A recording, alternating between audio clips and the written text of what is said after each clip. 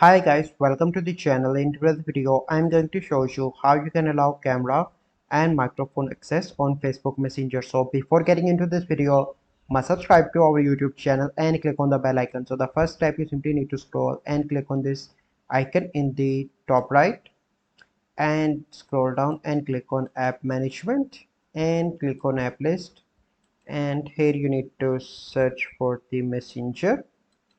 Click on that, and here you can see option of permissions.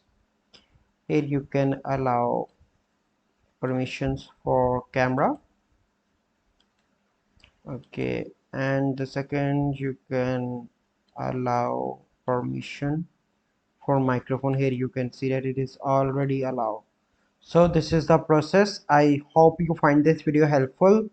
If you find this video helpful, must like this video, subscribe to our YouTube channel for future videos. We'll see you in the next video.